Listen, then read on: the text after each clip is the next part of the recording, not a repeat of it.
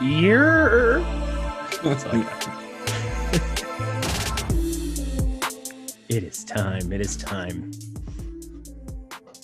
You're Central Time, right? Yeah, it's 10:02.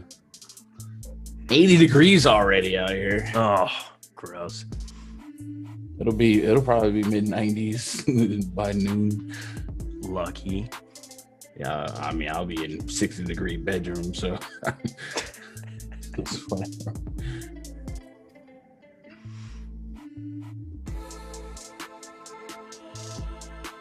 Lovely.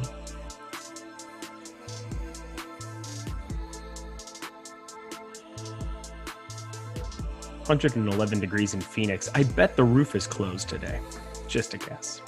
Yeah, you would think. Right now it's showing open, but that can't happen. It just can't.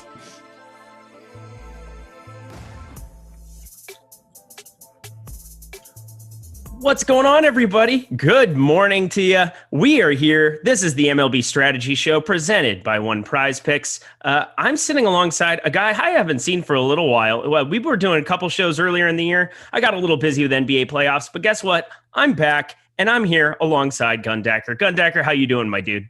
Happy Friday. Every team in the league on the slate. It looks like maybe just one weather spot, so it's going to be a wide open party. Friday night core slates can get. Oh, I thought there was something after that. No, you know how Friday night course slates can get. We're feeling each other back out. We're playing tennis. I was gonna say, good thing, good vibes getting going here as we start off a 15 gamer. But as you guys get in the door here, as you start joining us, coming over from the NBA stream, hit that like button, hit the subscribe button, hit the notification bell. You know all the good things that you need to do for us. But let's talk about our sponsors, PrizePicks, right off the top here. It's the simplest fantasy game that exists in the daily fantasy marketplace. I mean, it is just so easy to be able to plug in picks. And so goodbye to the sharks and the lineup optimizers and all the mass multi-entry stuff. All you got to do over there is pick 2, 3, 4, or 5 players that are available on the board to go over their under or over projected score. So correctly selecting a 5-player lineup can net you 10x your entry fee, and you can do 2, which would be the 2x or 3x depending on the game variation. But whether it's NFL, NBA, esports, all of those goodies, PrizePicks has you covered. You can combine your picks across all of the sports also, so that's kind of a nice little bonus to it.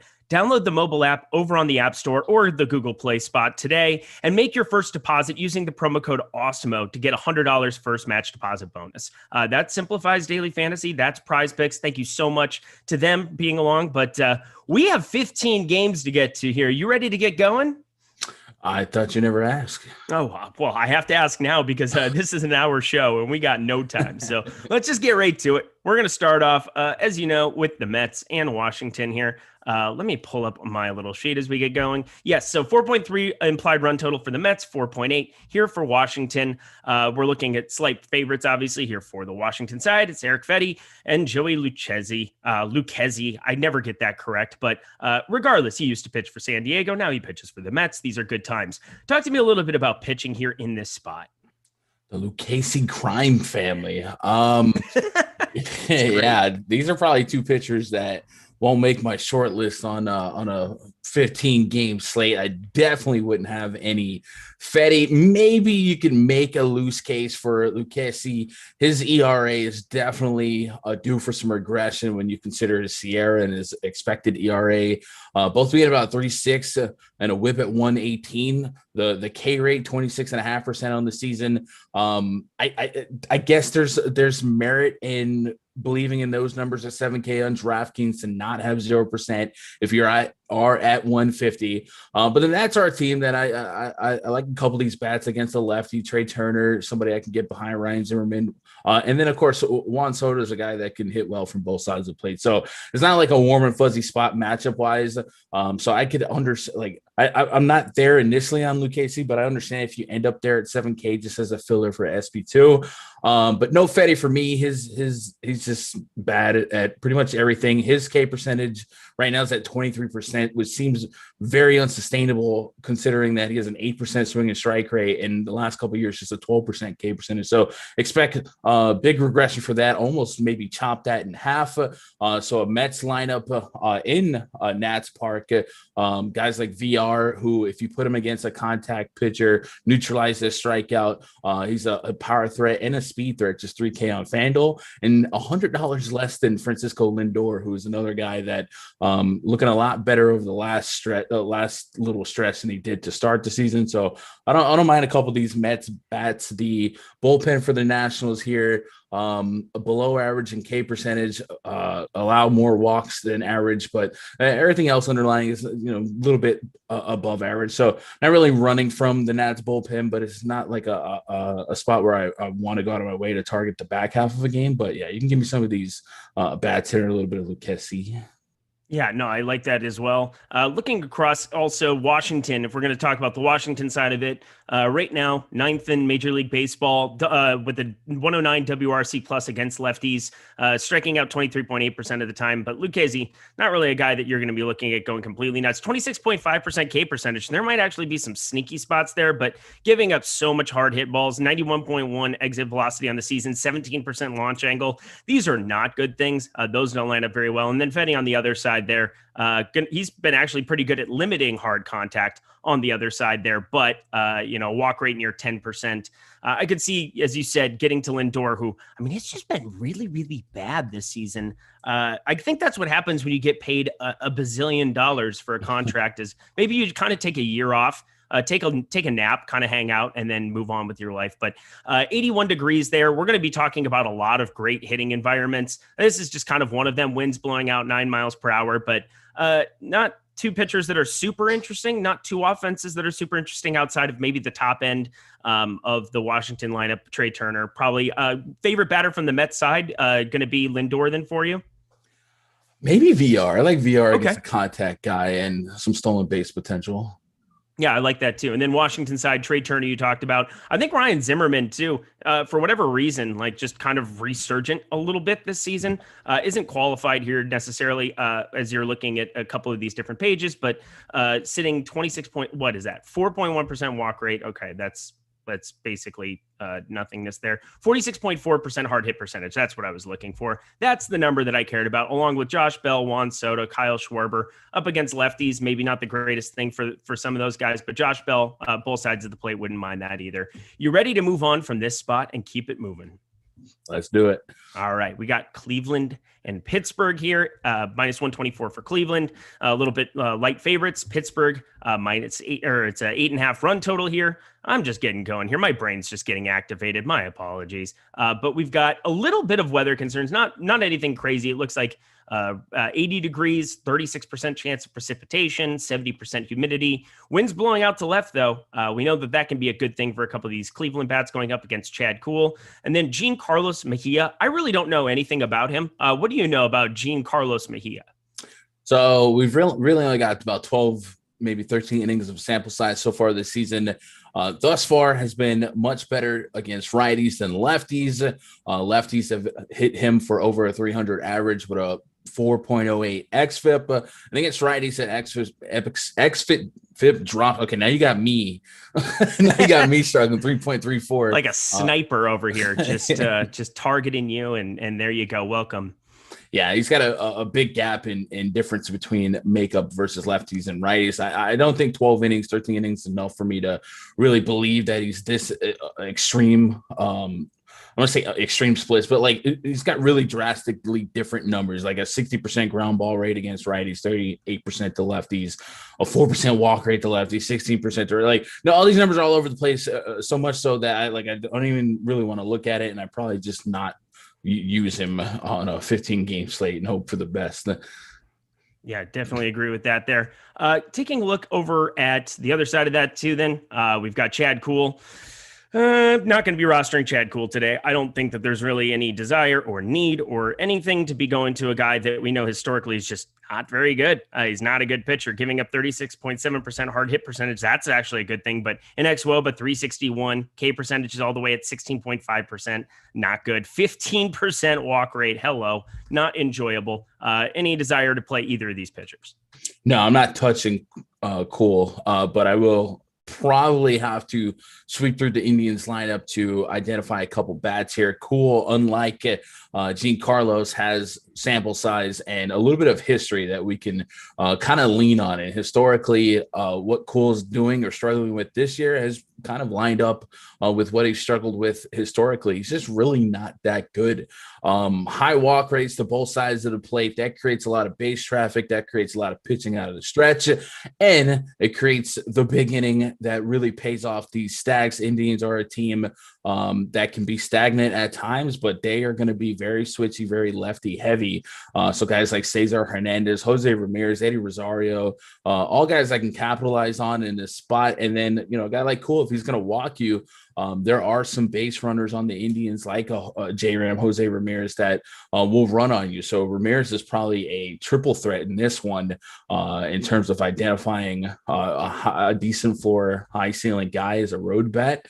So I'll definitely be there on the Indians, or at least the top half of these Indians, because Kuhl is somebody I got to have some exposure against. So that's something I was thinking about a lot this morning, and then last night writing the Slate Starter article, which I put out every single night leading up to the slate, kind of giving you some ideas for it. But on a 15-gamer, you can get a little bit more selective by not having to go to like the back end of every single one of these lineups, playing a bunch of 9 and 8 hole guys. Is that something you're actively trying to do? Do you remove guys from your pool maybe on the backside? And I know we're going to need salary relief to play some of these pitchers and mix and match and to do a couple things where you don't want to like maybe remove them, but maybe cap so you're not getting a crazy amount of like 8-9s as part of your stacks. Yeah, no, I'm with you there. It's just not fun playing. Like yesterday, I got a little lucky because I played like Miles Straw and Abraham Toro from the Astros. It's just like it worked, but man, it wasn't fun. But like on a slate like this, like I know for match field tournaments, all hell breaks loose at the top of a tournament. But for single entries, it's much more fun to play these type of slates for me because I don't have to really deal like Ohtani being 40-50% owned. I don't really have to deal with leveraging like insane ownerships typically, and I can make a lineup full of 10 to 18 percenters and just kind of enjoy the guys that I'm playing and not really have to hope for chaos out of the bottom half. So I'm with you there. Yeah, I think that's a good way of looking at it. Speaking of yesterday, I was winning everything. I had 1 out of my 150 with Abraham Toro. I was winning absolutely everything with a 5-man Astro stack, even though I liked the other side of that a lot more. Had one hedge stack basically of the Astros on the other side and was winning everything until that 9th inning in San Diego that just ruined my life. I needed the Joe Musgrove W. And then a guy ended up passing me with Hosmer and Caratini with their bottom half homers. It went from being 2-0 and Joe Musgrove's in line with a dude like in Mark Melanson, 0.56 ERA coming into it. And he gives up 4 earned against Cincy, walks like the 9 hitter. It was the most tilting 9th inning that I've ever had a part of. I appreciate Steve Buzzard for being the facilitator of letting me tilt on Twitter back and forth. But God, what a disaster that ended up being. Did that affect you at all yesterday? No, I didn't really. I definitely didn't lose a tournament off of that. So that's a horrible beat. But sometimes the worst place to be in a tournament is in first place until before the night's over. So that's a tough sweat. But especially in a spot like that where you're really helpless, that's where the variance of baseball really shines. It's when you don't know who's coming out of the bullpen, you really can't predict the manager's decision in 8th, 9th inning. So that's baseball. It was the worst, but I digress. We're going to move on. We're going to go to Toronto at Baltimore. Anything else you want to talk about? Cleveland and Pittsburgh. Not just if you're taking notes, asterisk the weather and circle back later if you really want some of these bats here, but I don't think it's going to impact us because I don't think we're going to be touching these pitchers. Yeah, I mean, Bobby Bradley I like as well. 3.8K over on DK, 3.6K for Eddie Rosario. I mean, all these guys are cheap outside of J-Ram and Cesar Hernandez. So I think that even like a nice little 3-man of cheapies between Rosario, Bradley, and Rosario might even be a nifty little way to do it. But that's just my last little tidbit there. We're going to move along. We're going to go to Toronto and Baltimore here, the next spot. The Toronto Blue Jays, the team that let me down, that I thought was going to be the one yesterday that ended up going for it. If you pull up the top stacks tool, if you end up having an Awesemo Plus membership, which you should obviously have at this point in time, I'll give you one little sneak peek. Right now, the Toronto Blue Jays, the second most likely stack at 9.3% to lead the way today. But the ownership share is already there. They're going to be the second most popular stack behind the one Milwaukee Brewers. So I think that's kind of in line, but obviously makes sense as you're going and looking at the other side of this 5.8 implied run total here for them. Robbie Ray pitching on the bump there. Bruce Zimmerman on the other side. Going into Camden, we've got Bruce Zimmerman, a lefty, going up against this just murderer's row of righties at the top of the lineup. I believe 6 righties in the projected lineup, going Simeon, Bichette, Guerrero, Grichuk, Gurriel, and Bichette. That's nifty and something I want to be invested in. How about you? Yeah, the Blue Jays definitely looking to bounce back after getting swept on the last 3 games. Just had to throw that in there. Wow. I definitely I saw you tilting the Vladdy triple play. That was the worst. I had an insane amount. He should have never been on an 8-game slate, like 12% owned. It was just a mistake by the field. And so I was way, way over on it. And of course I get the absolute floor. That was enjoyable. 2 runners in scoring position, no outs. And there's a 1-3-6, 2-5-6 triple play, the first ever in history. And Michael King is garbage. So there's that too. Oh man. But yeah, Robbie Ray, Bruce Zimmerman should be a little bit different. I would say Robbie Ray is kind of a case study. I'll talk more about it maybe for the Coors game. Like about the Spider Tack saga, the scandal.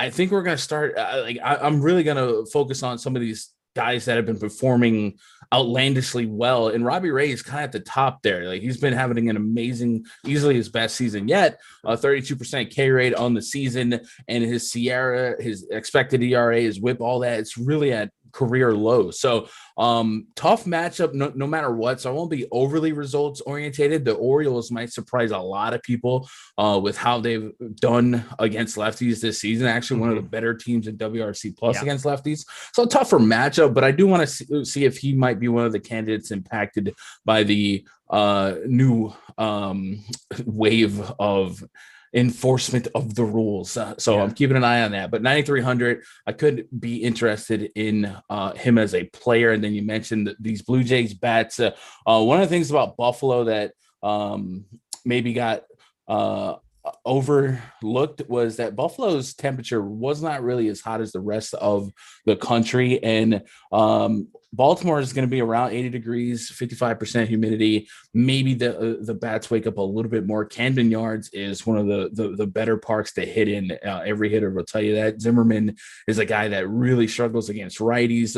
High xFIP against righties since the beginning of last year. Low strikeout rate, high average, and a lot of power allowed. So good spot to get right for the Blue Jays. Marcus Semien, I love him against lefties, leadoff spot. Good spot for Vladdy to bounce back. He's been on a tear this entire season. Bo Bichette, Randall Grichuk, like the list is a list. So I think the Blue Jays will be one of my most sought after stacks. A 5.7 implied run total, like you said. The field's going to be there as well. So if the ownership gets too crazy when 30 teams are on the slate, we might have to make some leverage decisions. But outside of pushing back because of ownership, the matchup is pristine.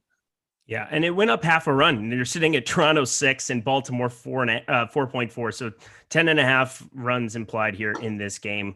Great ballpark, great matchup. Nothing you can really say. The one thing is I would say that they're expensive. Semien, Bichette, and Vlad, you're paying full freight for each one of them. So you got to kind of make that work. But as you were talking about with Robbie Ray, I'll just kind of like hit on that. Do you have some interest in going to Robbie Ray today? I'm probably off of it, knowing that his hard hit rate is at 48.9%, exit velocity 92. He has the crazy amount of Ks. I think he's kind of been living on a thread. And as you said, also Baltimore, 118 WRC plus, third best in all of Major League Baseball. Also 21.2% K percentage. That's kind of shocking to me for a Baltimore team. You think historically strikes out more against lefties, 21.2%, third best also in the league. That is ridiculous and probably a tough team to pick on.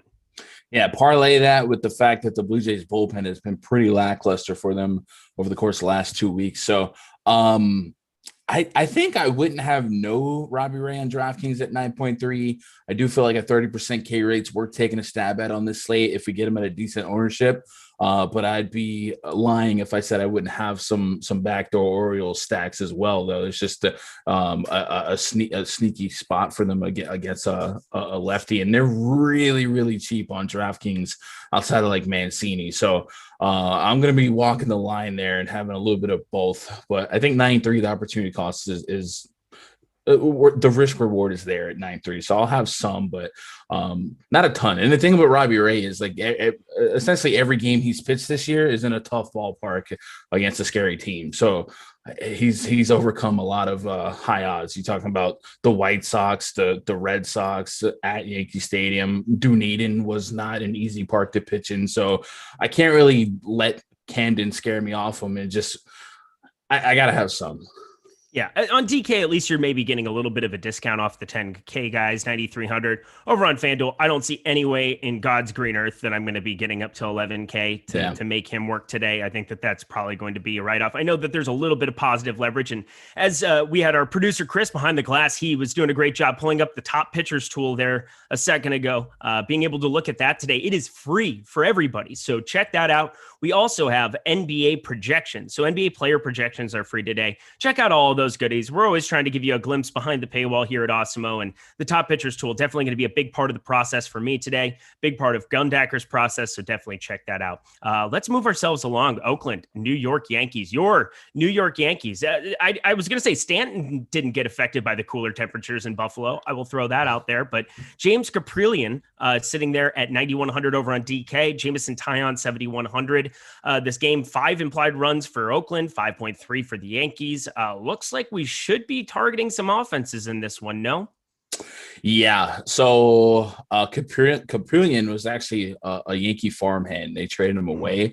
So maybe a little revenge narrative if that tickles your fancy. One of my favorite narrative spots about this game, though, is this will be the first game at full capacity for the Yankees here. So we're calling it reopening day. It's going to be so rowdy. I love Yankee Stadium. My God. And they're coming off a sweep. I mean, these fans are ready for this one. So, that's not quantifiable stuff, but it's different. That stadium comes alive. So I'm hoping these bats stay hot. And Caprillion is definitely a tough task, especially when you isolate his righty splits this season. It's been the tale of two tapes. His stuff against lefties, not great. Stuff against righties, shut down. 30+% K rate since the beginning of last year, a 131 average, and half a home run per 9. That's good. What's not great, the 55% fly ball rate. Maybe you want that to go down a little bit against some of these bombers with a short porch. You can get away with those fly balls in Oakland, but maybe not so much in Yankee Stadium. So it is a tough matchup for the Yankees here because the Yankees come out really righty heavy. They could have as little as 1 to no lefty in the lineup today. Gleyber Torres did pull up lame yesterday in the game. They actually took him out. So I think you would probably at least bank on Rougned Odor, but maybe a guy like Brett Gardner doesn't make the lineup, and it could still. I guess Frazier was off yesterday, so yeah. I'd probably. It's possible that Gardner doesn't hit the lineup, and then watch Judge and Stanton. Judge late in yesterday's game made a diving attempt at a catch, and he didn't come up with it. And the Yankees like to be really cautious after stuff like that. So you might even see some weird stuff where Stanton doesn't make the lineup and Judge DHs or vice versa. But I would like to think the Yankees are going full bore, trying to get some momentum for that division. But Tyon on the bump for the Yankees. Just a guy that his advanced metrics don't really excite me. The athletics against righties are still above average in WRC plus. K rates are okay, not great, not terrible. I probably don't get to pitching here. And like I said, offenses are a spot to attack. And I do like some of these teams like the Athletics, like the Rays, that I think are really good, have a lot of power. And sometimes their ballpark kind of masks that. And this is a team that could take full advantage of it in Yankee Stadium. So yeah, both teams, both stacks in play for me. But the Yankee side might not be justified in terms of Caprillian's righty splits. Yeah, and I would say I want to point out one thing with Caprillion. So the Yankees, they get walked at the highest rate of anybody else against right-handed pitching in all of baseball, 11.4%. The WRC plus at 96 isn't great, but that's park affected. And I think going into Yankee Stadium, I have really no issue going to them against Caprillion here. And I know I see the shutdown stuff, but Caprillion does walk dudes. 11.8% base on ball rate this entire season. That is not great. That can get you in a lot of trouble. Keep that line moving. So I have a lot of interest in 5-mans here because you have the power, you have the potential to get a lot of guys on base. I really think that the Yankees set up really well today, as much as I don't want to admit it with that stupid Yankees cap you're wearing, but I'm okay saying that I like them today. Anything else you want to talk about from this game? No, I'd keep an eye on their ownership though. Like I said, I can see them letting us down, but yeah, watch for Gleyber Torres to probably not hit the lineup. We'll see. I was gonna say, what's their top stack potential today? I mean, they weren't popping up exponentially high, 3.8, and the leverage, I mean, they're basically unowned here at the moment. I would say it comes up. Yankees tend to be a little bit more owned than what we're going to project them to be just about every time. They're the public favorite. And that's what we saw a little bit yesterday is they weren't projecting out very well, and they still ended up spiking quite a bit of ownership. Maybe that was us just talking about how much we love them, but I'm not sure. Let's keep it moving along. Our next game here on the board, we've got St. Louis plus 132 going into Atlanta. Always a nice little spot to be going into, a little park upgrade for them. 9 runs that this is implied for. Going to the St. Louis side, Carlos Martinez, reliever, starting pitcher. Here we go. Max Fried, Atlanta, 5.2 implied runs going for them. Max Fried going up against St. Louis, 4.7 implied runs for them.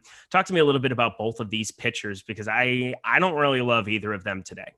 Nah, this game could actually maybe be a sneaky shootout here. We're gonna have near 90-degree temperatures. SunTrust Park has been known to be a plus environment for hitting, and both these pitchers have weaknesses, and their weaknesses might be the other team's strengths. For the Cardinals, what they're best at this season is hitting against lefties, a 115 WRC plus on the season, decent ISO, decent OPS, and there's some big boy names in this lineup. Maybe watch Edman. I think he might have been banged up yesterday, but I think he got back in the lineup. Goldie, Arenado, Tyler O'Neill, all a bunch of power guys, especially a couple guys with some good numbers against lefties. And the Braves bullpen really, really bad at a lot of things, pretty much everything. So could be a solid 9 innings of opportunity for the Cardinals. And then Carlos Martinez is just not good. He's kind of washed up, a near 5 Sierra, over 5 expected ERA, low K percentage. His fastball isn't what it once was. And this is a nice spot for the Braves to kind of tee off and take advantage of a good spot. We've seen Martinez blow up a lot and be a good table setter for full stack potentials. Couple of his last games, 5 earnings against the Indians, 10 against the Dodgers. Like there's some blow up potential inherently just by being Carlos Martinez against the Braves. I'm way more on the offenses here. I could probably say that I won't have either pitcher at all. Yeah, I'm probably not either. We're looking, not only that, like if you pull up Baseball Savant and take a look at a little bit of Carlos Martinez, if you see all blue on the screen, don't play the guy. 18%, 18th percentile hard hit percentage, 8% K. Like if we're not going to be getting Ks out of Carlos Martinez, I have no desire to be going to Carlos Martinez whatsoever. A guy who used to be throwing 100, was just an absolute flamethrower there for a while coming out of the pen. Ended up being a pretty good starter for St. Louis. But yeah, the time has passed for him. This is not going to be a great position for him to be coming into. Max Fried is a guy that I've never really gotten to a whole lot, but I will say he's limiting hard contact. 85.4% expected velocity, keeping the launch angle down 6.9 degrees on the season, 32.7% hard hit percentage. Those are all really, really nice things. I'd like to see, he's a walk rate under 10 as well. So there's really nothing crazy there, but the K percentage, 21.8 percentage as a lefty going up against a pretty righty heavy team, not my favorite spot. So I think definitely what you're talking about, sneaky shootout potential comparatively, even on the Cardinals side, I would say I probably, compared to ownership, I think Atlanta will still end up being pretty owned, but one-offs is Goldschmidt, Arenado. Arenado's not been good, and you're still paying quite a bit more than you would want to for him. But as you said, Edman, Carlson, everybody up top there, Tyler O'Neill, all of those righties at the top end, I have interest in. How about you? Yeah, and one of the beautiful things of this slate is we're probably going to get all but 4 teams at maybe sub 8%, sub 6% collective ownership. So you don't have to give up a lot of equity to say you got there. And I think that's a plus with this spot for the Cardinals. Love it. Let's move it along. Miami Marlins, we've got 4.2 implied runs now. That was not up earlier here when I was doing the sheet, so I apologize to Chris on the other side here. 4.2 implied, though, for Miami. 3.8 for the Chicago side. We got Zach Thompson, again, guy I just don't know a whole lot about. Going to have to dig into a bunch of these guys after the fact. And then Zach Davies, 7,300. But I don't need to know much about Zach Thompson on the front end because I've got Gundacker to tell me all about him right now, correct? Yeah, so he's probably got 15, 16 innings of sample size in the minors this year, and it's not great. 385 average to lefties, 269 to righties, 3 homers and 8 innings to those lefties, 1 and 6 to righties. Transfer that to the majors, and a 400 average to lefties so far. He's only got 8 innings in the majors, but you can kind of see that it's not. We're not calling up a stud here, so I would expect a solid it's average plus at worst for the Cubs. And then, you give them the benefit of Wrigley. By the way, Wrigley, 8 p.m. Eastern on a Friday night. That's not normal, right? 8 p.m. Yeah, no, that's a different time, but 80 degrees, I would say also not normal is that I'm just shocked that the implied run total isn't that high. It isn't out on a couple of different books looking around, but we've got it up on the lineup builder screen. So I guess 3.8, that just feels really, really low to me. Against a guy that I just don't know that much about in Zach Thompson. Maybe he's an absolute stud, but as you just said, not anything crazy in particular that I'm looking at from his side. But yeah, we kind of know who Zach Davies is on the other side of it here too. Not a guy that I'm going to be getting to with any prevalence. We have not really touched on a pitcher that I have any interest on at this point in time. Zach Davies giving up a bunch of hard contact. I would say if you want to talk about sneaky stacks, I could see myself getting to quite a bit of Marlins on the top end between Duvall, Aguilar, Jazz Chisholm Jr., who is the reincarnation of, I don't know, he's just been fantastic and revelatory for them. I could see playing a lot of those 3 men for sure up against Zach Davies. Yeah, the Marlins, I got 1, 2, 3, 4. I got like 4 or 5 guys in here that usually strike out 30% of the time against righties. And Davies is rocking a 15% K rate. something's got to give. Either Davies K rate's going to go up today, or the Marlins have an opportunity to make contact way more than they usually do against righties. And typically, I'll bet on the hitter when the pitcher is a soft throwing contact guy like a Zach Davies. So to Davies' credit, high ground ball rate, maybe play some spoiler on that 87.8 average velocity fastball. but yeah, I can absolutely see the Marlins kind of stunning some people. And then on the Cubs side, one Patrick Wisdom, my God, does he just hit home runs? Is that just all he does at this point in time? Looking through his stats, I mean, it's kind of ridiculous. 25-degree launch angle. That's maybe even like, I mean, that's ideal for homers, and that's probably why he's hitting a million of them. 68.6% hard hit percentage in a limited sample. 36.4% K rate, but we don't really care about that. We're targeting upside. Hard hit, I mean, just ridiculous numbers there. A barrel percentage of 28.6%. You don't see that very often. You don't see that every day here in baseball, do you? No, I've joked on Twitter. I have to rename the bomb detector into Patrick Wisdom and Friends.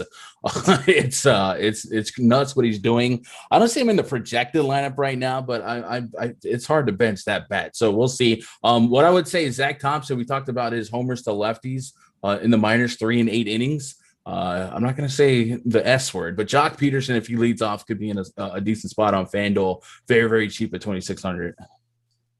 Yeah, I like that too. And yeah, as you said, not in the projected lineup, but that's a guy that could sneak in there. I see Jake Barisnik in there right now. I don't really understand that, but we will find out. I guess he did play pretty recently here as well. Former Astro, was he on the Yankees last year? I can't remember. He was somewhere else random. He was on the Cubs. I just remember the Astros. He just was always Orioles. There you go. Nine-hole hitter, spectacular in the playoffs. That's all I really think about. But that's about it. That's all I have from this game. We're making pretty good time here at the moment.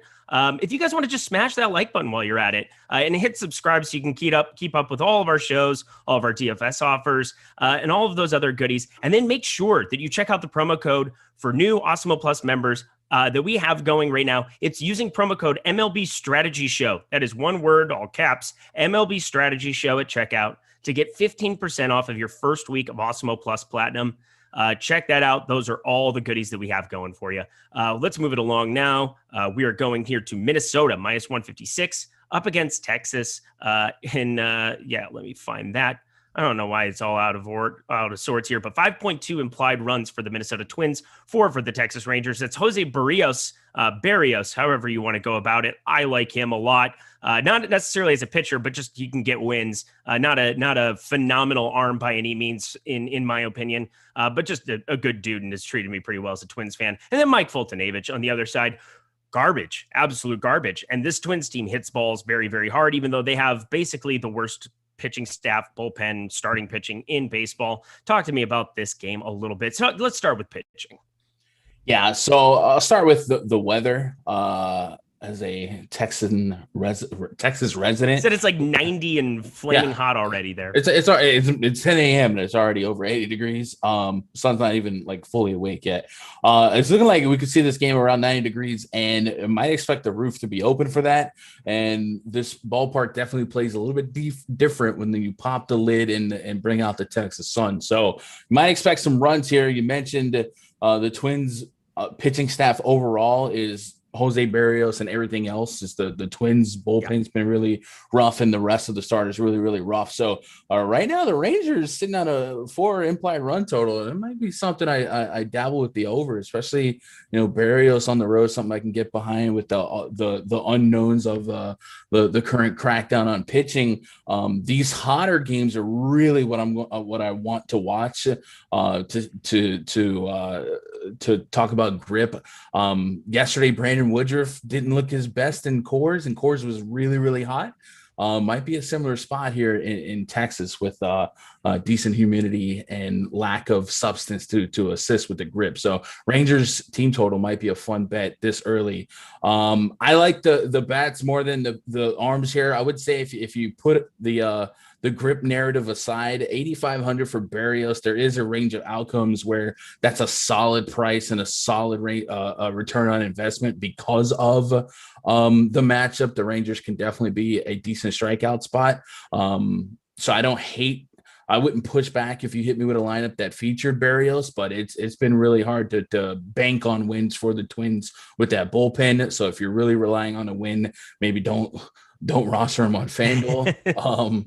But yeah, the bats. Foltynewicz is bad against everything. The Twins do have a lot of power. You're a Twins guy. Was there anything that became of I had Donaldson the other night. First inning, he got on, hit me a single, was one of my highest owned players, and then he got yoinked for La Tortuga, and I didn't really see any updates, but yeah, Tortuga had the walk that started the rally that started the Empire's fall. That was kind of I don't know why I went to the 7th Star Wars to try to put that together, but either way, yeah, he ended up having that one at bat, ended up not playing yesterday. I think he probably ends up playing today. It was a tight right calf muscle. That's basically Josh Donaldson when he wakes up in the morning. That's every single day for him. And that's the risk you run from playing a dude like that. So if you don't like risk, don't play Josh Donaldson on a 15-game slate. But this is a great hitting spot. This is Mike Foltynewicz in absolute heat, as you alluded to, 44.4% hard hit percentage. And the Twins, despite how bad they have been as a pitching staff, they still have some dudes who just rock the baseball offensively. So I have no problem. 100 WRC plus against righties. That's basically league average. So I don't mind going that direction. The usual suspects to be looking at: Josh Donaldson, Nelson Cruz, Alex Kirilloff, as long as he's in there, the lefty, 60 out of 60 power score over on FanGraphs, a guy that you should be playing if he is in the lineups. Any of these times, you should probably be batting cleanup though today. And looks like he'll be relatively underowned for who he is, 4K right there on DraftKings. So like going that direction as well.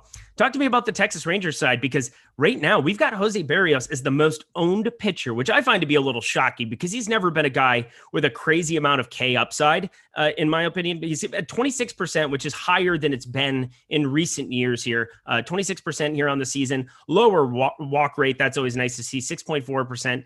I guess that just kind of speaks to the upgraded matchup going against a Texas team that likes to swing and miss. Yeah, when I popped open the ownerships on the slate, there's some weird names up there to start. Berrios, even Colton Wong, Corbin Burns. Like, there's some risky stuff, and like I would feel better if the roof ends up being closed, which I would guess is still a possibility. They throughout the day, Rangers staff decided it's way too hot to have a full capacity stadium full of Texans and 90 plus degrees. So if they close the roof, I might be a little bit more receptive of that. But I do think that the environment and the bullpen behind him makes him a little more risky than I would like if 1 in 4 lineups in my contest had him. So if he landed closer to like 15%, I'd be a buyer. But the Rangers bats, I mean, this is a lineup with some sneaky power. Adolis Garcia is a monster. We know Gallo, if he's not striking out, he could hit for great power. And there's a lot of plus base running. Guys like Isaiah Connor Falefer, Gallo even, and Nick Solak all have really good plus ratings on the base running metrics. So it's not a give me, like it's a dangerous lineup to fall asleep against is really what I'm trying to get at. So pre-flop, it's much more Berrios than Rangers bats, but I do think when you put some context to the unknown with the crackdown and then the weather and whatnot, the Rangers bats are kind of interesting to me, maybe a little bit overpriced on DraftKings, but I'll still be an investor. Yeah, and Jose Berrios, there's no way that I'm going to get over the field on 26% here on a 15-gamer, but it just speaks to how bad the value is at the rest of the pitching spots down here. Like, you've got Max Fried, who's coming in 6.5%. He's the highest owned underneath 8,500 over on DraftKings right now. That's just kind of the slate that we've been given. It's not the slate we want, but that is what we are going to do today. Let's move it along here. We've got next up on the slate, Boston, Kansas City here. I'm going to see if they ended up having a line come out. Yes, they did. 4.7 implied runs for Boston, 5.2 for the Royals. Want to talk about weather? This is another great hitting environment. 94 degrees at first pitch with the wind blowing 13 miles an hour out to left. Those are all really good things. We've got Jackson Kowar. I don't know anything about that human being. 4,900 over on DraftKings. And Nick Pivetta, a regular suspect here in DFS circles. Not the greatest pitcher on planet Earth, sitting there at 8,200. Talk to me about pitching here. Yeah, so, man, it's tough to find a pitcher today. You have to pay up for them. Yeah. And even then, they're in Coors, which is awesome.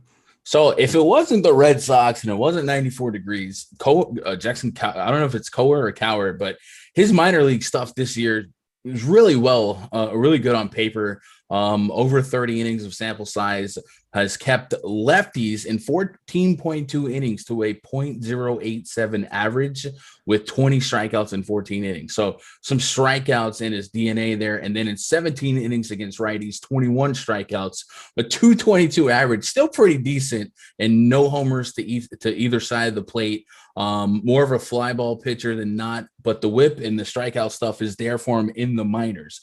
We've seen scouts say that there's never been a larger gap between AAA and the majors than right now, and we don't expect Howard to really go that deep anyway. He only got up to 57 pitches in 1.1 inning against the Athletics in his last outing. So a great case of the gap between AAA and the majors right now. That season off has really, really impacted some of the guys that are looking better and we've seen it with Jared Kelenic as well. Because of that, I can't really get there, but I guess there's a range of outcomes where Coward plays spoiler, but I got to trust the bats and the environment, and the Red Sox have been pretty doggone solid. High ISO. There's some on base pluses with guys like Bogarts, Verdugo. JD Martinez is a monster. So I'm definitely more invested in the bats here. Nick Pivetta becomes a curious click. Usually I'm very anti Nick Pivetta, but a 27% K rate. Royals can definitely, I'm always laughing at people that play Pivetta, but in the context of today's slate, this Royals lineup has all but 3 guys that could strike out 25% or greater since the beginning of last year against righties. So there's a range of outcomes, Eric, if Pivetta, maybe scores 20 plus, and that might be the benchmark for today. I wasn't calling you out. I would never do such things. I was calling you out a little bit. You deserved it. You were going to recommend Nick Pivetta, but I get it. In the context of it, 27.2% K percentage on the season. Looking at it, I just like the bats up and down. My home run pick of the day, Rafael Devers in Kansas City against this absolute no name with a 36 ERA. That seems like a great idea. Any righty with Rafael Devers, 93% exit velocity, 93 mile per hour exit velocity, 57.2% hard hit percentage. Those are nifty numbers. X slugging 606. What can you say? It's Devers, JD Martinez, even Hunter Renfroe. I know he's been hitting righties a little bit better here, so I don't mind that. And Bobby Dahlbeck, he'll hit a home run for me eventually. I'll just keep playing him in the 8 hole, way over the field every single time and get nothing for it. But on the KC side, anything that really sticks out for me there, if you're not going to be playing your boy Pivetta? No, like we said, the environment's fantastic. Wind blowing out, Kaufman, 94 degrees, might be one of the hotter spots on the entire slate. It's great hitting environment, and Kowar has not shown a propensity to go more than an inning and a out. So even if he makes it to 2-3 innings, you got to call upon this bullpen, and the Red Sox are good. So I think the Royals lineup themselves, though, if Pivetta does blow up, is a kind of a utility knife here. They've got some base stealers with Merrifield. If he gets on base, he has a high propensity to steal. Santana has a surprisingly high base running metric grade, and then Salvador Perez has been really, really good. I think what I'm seeing with catchers like Salvador Perez is they become really fun FanDuel plays. 3,200 on FanDuel, 53 on DraftKings. You'll find a couple catchers throughout these type of slates that look really, really, really good. And people tend to not play catchers on FanDuel. So if you do end up liking a guy like Salvi, if he ends up batting third, he has been a good. I don't think it's crazy to say he's the best catcher in the AL offensively this season. Great. So I can get behind the Royal stacks all day, and I'll be looking for Alberto Mondesi. He came back, looked really good. Then there was like an injury scare, and I think he's good to go. So fun guys to play, and there's stolen base and power, and that's what you love in stacking. Love it. Let's move it along. We're going to play a fun game called 7 Games, 17 Minutes. You ready to do that with me? Gotcha. All right. Chicago White Sox, 4.6 implied runs. We've got Carlos Rodon, absolute stud on the mound. Problem is he's facing the Houston Astros, 4.2 implied runs. That's more than you're probably going to see implied up against Carlos Rodon quite a bit. Rodon's been exceptional, but the big problem is that you've got 17.2% K percentage on the entire season for Houston. That's the best in the big leagues. Bregman not going to be in the lineup. That's helpful, but Abraham Toro showed you that he's not an absolute zero. And then the highest WRC plus, 126 against left-handed pitching on the entire season as well. This is a tough matchup for one Rodon. He's the most expensive pitcher. If you've gotten a discount on him other than 10-8 over on DraftKings, I could see going there, maybe taking some shots on FanDuel. But what are you going to do with Rodon today? Yeah, so pre-flop, Astros, pitcher against the Astros, no matter who it is, it just doesn't make you feel well. But I tell you what, if we get him at a really, really low ownership, and right now it looks like we could, maybe I'll gamble on value being subjective. But at 10-8, normally I'm going to want 25 plus, and that's usually not in the cards against the Astros. So I'd be more on the pitcher not getting a ton of strikeouts here. And another spot, Texas game, if they keep the roof open a Minute Maid, it's not going to be great for the pitchers and their grips. And a guy like Rodon does use a lot of breaking balls in his repertoire.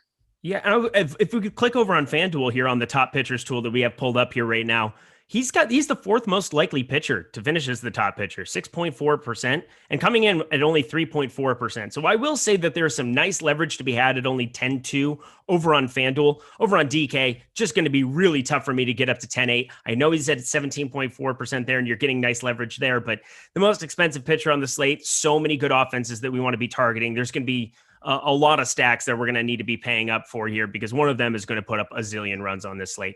Talk to me about the other side of it too. Yeah, Garcia has looked really solid as a pitcher this season, 28% K rate. Sierra and XFIP, 3.65 on the Sierra, 3.37 on the expected ERA, and that's 63 innings of sample size. So there's definitely some sample size to kind of believe in that. White Sox are a dangerous offense, better against lefties and righties, but still above average against righties and WRC plus, but a lot of strikeouts in this lineup. Everyone over 20% in the projected lineup, and I probably got 4 or 5 guys with 24 to 30% K rates in the mix. So Garcia might make the cut for me. The swinging strike rate backs up his K percentage, and it's not a fun matchup, but it might be a matchup I get behind. I like Luis Garcia a lot more than the field too. 9.4% of being the top pitcher, top 2 pitcher over on DraftKings, 7% ownership right now. Getting some nice leverage there. I think 8,900, mixing and matching him with like an Alex Cobb or somebody else that we'll be talking about later that's more expensive. I could see going that route today. Probably just one-offs for me in this game, more than likely. Anything else for you? Jose Altuve is on fire. Yeah, he is. Hot streaks aren't a thing, but Jose Altuve, little man's hitting ball far. So I definitely agree with you there. Going across to, now we're going to go to Coors. This is an important thing to talk about on this slate because it always is whenever Coors is there. We've got 6.7 implied runs for the Milwaukee Brewers, taking on the Rockies, 4.6 there, minus 186 for Milwaukee. Corbin Burns, talking point of the entire slate. I went on and on about him this morning. Talk to me a little bit about what you see with Corbin Burns because I really like getting to him today. Yeah, so I thought Woodruff was a 60% fastball guy yesterday, and I think it was a lot hotter. I think it was 90 degrees, Coors Field, and these out of nowhere pitchers, I don't want to say out of nowhere, but these upper echelon pitchers with amazing strikeout stuff are all using sticky stuff. And I'm worried about that in and of itself, but I'm also worried about that when it's near 90 degrees in the altitude. And I yesterday I didn't wait that high enough, and the Rockies kind of got to Woodruff. Burns is another case where like you don't quite know what you're gonna get, but if you remove that that whole storyline out of the picture, Coors is up to 10 degrees cooler today than it was yesterday. He's 10.2 K on the season. He has a 40% K rate. You could almost justify cutting that, by 40% and still justify playing him against this Rockies team, right? If he goes from 41% to 26% at 10K on this slate so far, I still might get to some of Corbin Burns because he's been that good. So I will have Corbin Burns in the mix, but it's going to be a case study with like almost no precedent, crackdown like we're seeing. So what are we looking at? 22% ownership on Burns. I'd probably want to stay around 20%. I wouldn't want to get too much higher than that. But yeah, no sense. Senzatella is definitely going to be a guy that everyone's going to go after, and the Brewers are going to be the highest owned stack, almost certainly when lock comes. 6.2 implied run total. It's a dangerous spot. A bunch of lefties against a contact righty in the altitude. So a little bit of Burns. Where are you at on Burns?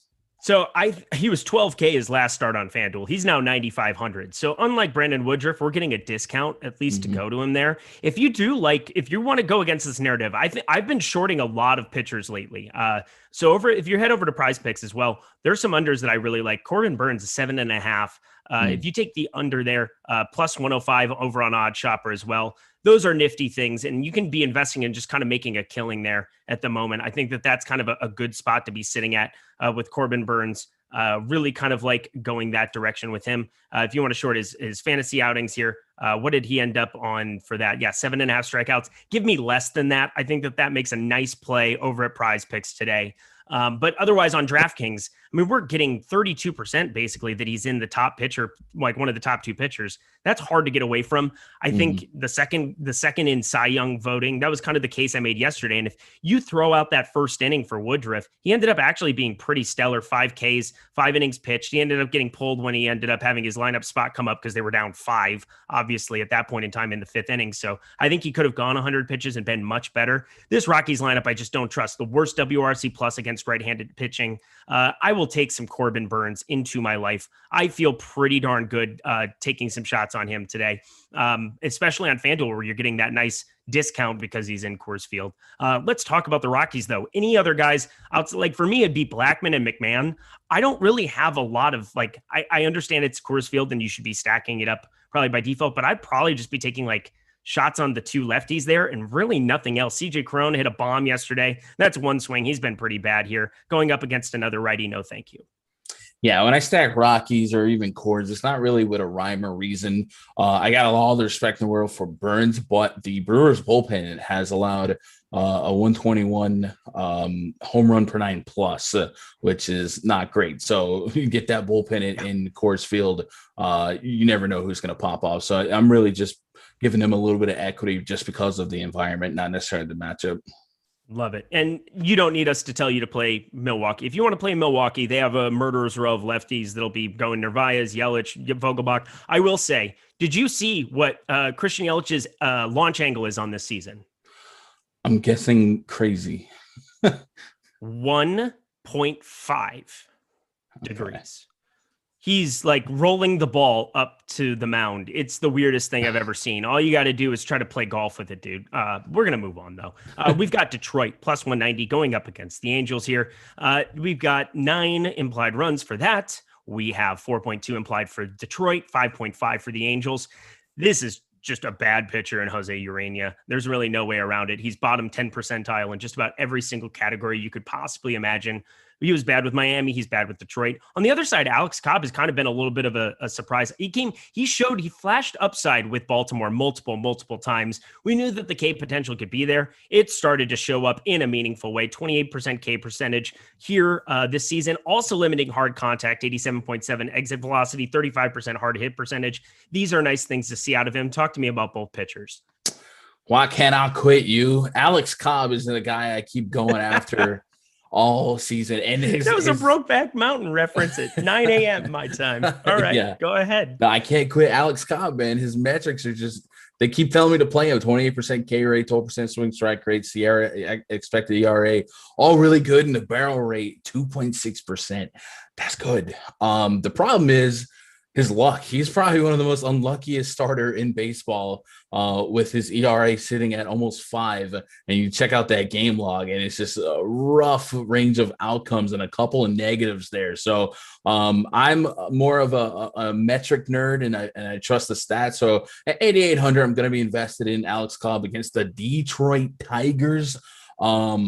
But I'm hoping his luck doesn't continue to be that bad. I'm with you, Urania, gas can stacking against them. We get Ohtani's bat eligible again to be rostered. Watch Rendon, he might crack the lineup as well. And this is a lineup that is still without Trout, but if they get Rendon back in the mix, you get a really nice Upton, Ohtani, Rendon, Walsh lane there, and even Taylor Ward yesterday was hyped up and he delivered.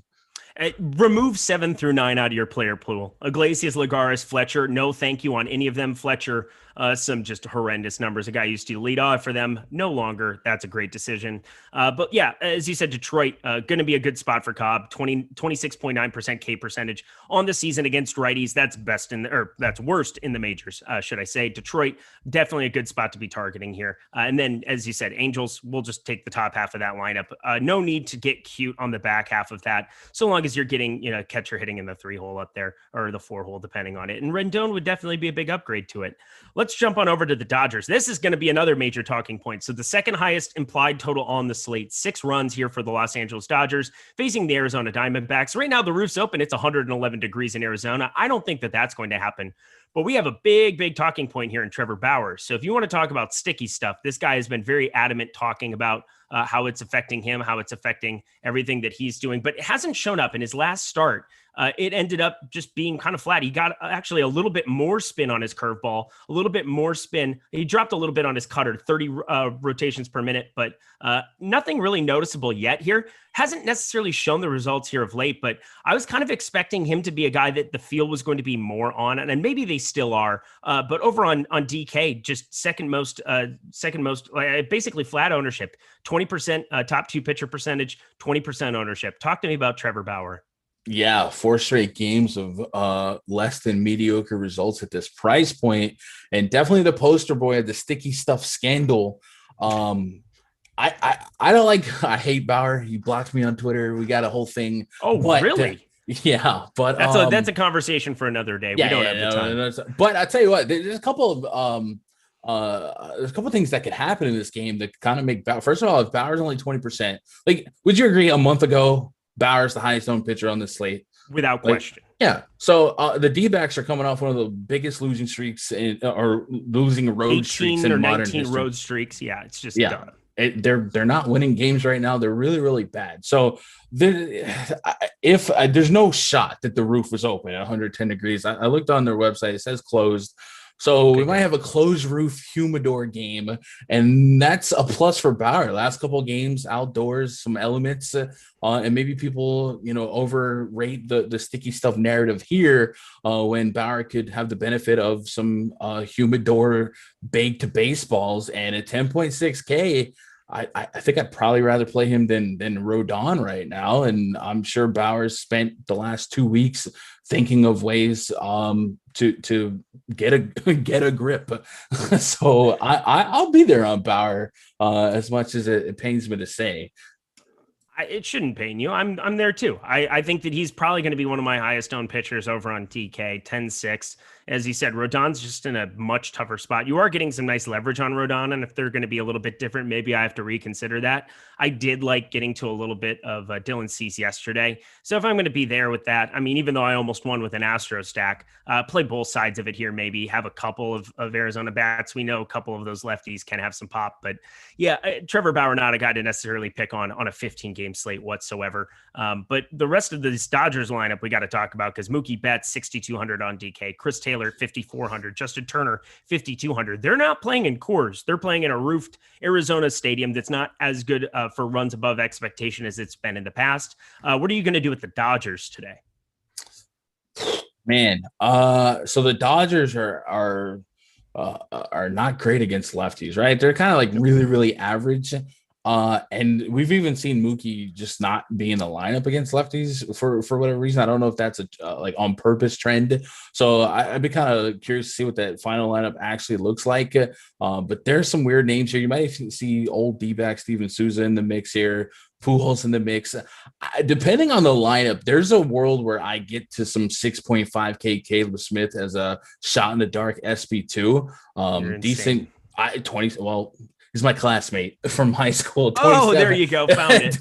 27% K rate though on the season, 11.4% swing and strike rate. Like there's enough there to chip in a chair 6.5 K as an SP2. Like I'd almost take 12 to 15 there and live with the results if it gave me some more of those beefy stacks. With that said, yeah, Dodgers are the Dodgers, and if there's never a Friday night where if you can get a Dodger stack at really decently to a low ownership, we're at 8%. Yep. 10% or less, that's always worth some equity. So I'll be on both sides of the fence. So will the train, and I think the Dodgers keep it moving. That's what the train's saying. We got to keep it moving. I love the Dodgers, and third most likely stack on the board to be the top stack on the board, 8.7%, getting a little bit of positive leverage, just 1%, but that is enough for me to just jam a bunch of them in. I have no problem with it. Moving along, we've got Phillies, Giants, plus 120 for Philly. They've got Vincent Velasquez on the mound. Vince Velasquez. I don't know why I said Vincent. And Johnny Cueto, 7,900. Johnny Cueto is just still around, and it's shocking to me every single time that I see his name on a slate, because I don't know, I feel like he's 48 years old or something. Maybe he is. He's closer. He's getting up to Bartolo age, I feel like, just sticking around, and continues to do what he does, limits hard contact and keeps the walk rate down, 4.8% walk rate on the season. Probably not looking to target him, but hard to really like a ton of Phillies bats today. His mama named him Vincent. I'm going to call him Vincent. Yeah, Cueto. Cueto can spoil us some stacks here, so I can justify not going after him. Velasquez, somebody I could pick on with some really every side of the plate with some power, but lefties. But at the same time, 7.4K for Velasquez. I would say there's not a 0% range of outcomes with his 27% K rate that he isn't serviceable on this slate if you're looking for a shot at 20. But I definitely would be invested in some of these Giants bats. Temperatures in the low 60s, so this might be the coldest game on the slate in a decent pitcher's park. The Oracle is about 15 points below league average in terms of homers allowed, so that might neutralize some of Velasquez's weaknesses. So I might get to some Velasquez. Yeah, and then you've got the Giants. They K'd 26.1% at the time. That's fifth worst in against righties. So I don't really mind that. But the problem also is that they have a 108 WRC plus against them. So you can play both sides of it. I think that's kind of the narrative you can draw for a lot of these teams. Play some pitchers and play some stacks on both sides of it. And I think that sets up really well for here. If you're looking for a one-off from this team, I don't think it's any shocker that you have a number of lefty options to go to, whether it's Brandon Crawford, Mike Yastrzemski. That makes a nice little two-man there if you want to add Brandon Belt as another lefty into the middle of it. And then Lamonte Wade just continues to keep getting it done. I don't know how, but he is. And so I'm going to probably have a little bit of him as well. Anybody else you want to talk about from this game? Nah, Philly's bullpen bad. So if you do want to get to the Giants, you might get 8 innings of quality at bats. All right, we're almost there. So 4 implied runs for Cincinnati, taking on the San Diego Padres, 5.4. That's one of the bigger numbers on the slate. Santillan on the mound. Tony Santillan, 6,800, going up against Chris Paddock, 8,300 over on DK. Chris Paddock, a guy I really don't know what to do with. What are you going to do with Chris Paddock today? 8.3K against the Reds. Can I get 20 out of him? That's my magic number tonight. It seems to be 20 DKP, and I'd be an investor. I think the Reds on the road definitely a little less impactful than at home. Some decent strikeout potential, a couple 1-4s throughout the lineup. So I might play him sparingly, but I would have low expectations. So a little bit, not a lot. Okay, that's fair. Super quick. 5.4% walk rate, decent. Or actually, that's really, really good. Sorry. And then 23.6% K percentage. That's decent. Santillan, I don't really know much about him. All I know is that right now, the Padres are just not a team that I want to be playing any pitcher against pretty much under any circumstances. Yeah. Really good in the minors, though. Higher whip than you would like against lefties, but against righties, 19.2 innings, 25 strikeouts. Against lefties, 12 innings, 20 strikeouts, and has allowed 5 homers. 4 of them came against lefties in 12 innings. So good spot for maybe I don't know, Eric Hosmer to go back to back. Ooh, I like that. Throw him into the middle of all the guys, the usual suspects. Excuse me. Trent Grisham, Manny Machado, Fernando Tatis, Eric Hosmer, that whole middle of the lineup. just a little silly how good they are. Coming off of a game yesterday, they had no business winning, that they had no business winning after they choked it in the ninth. They had every business winning it. Thanks, Mark Melanson, for ruining my hopes and dreams. Let's take it home. Tampa Bay Rays 4.2 implied runs up against the Seattle Mariners 3.9. Finally, a pitcher that I like in a game that I actually really like. You say Kikuchi, a guy that I think I'm going to be getting to quite a bit more than the field right now. Just somebody that provides a lot of K upside. Looking at this Tampa Bay team, obviously it can be dangerous at times, but I feel pretty good that Kikuchi can get some Ks here, 25.7% K percentage on the season, limiting the hard contact. Big plus for him there. He's not doing it on the season right now. 43.5% hard hit percentage, 91.2 exit velocity, not good numbers. So if he can do that, I think he can survive against Tampa. Do you think the same?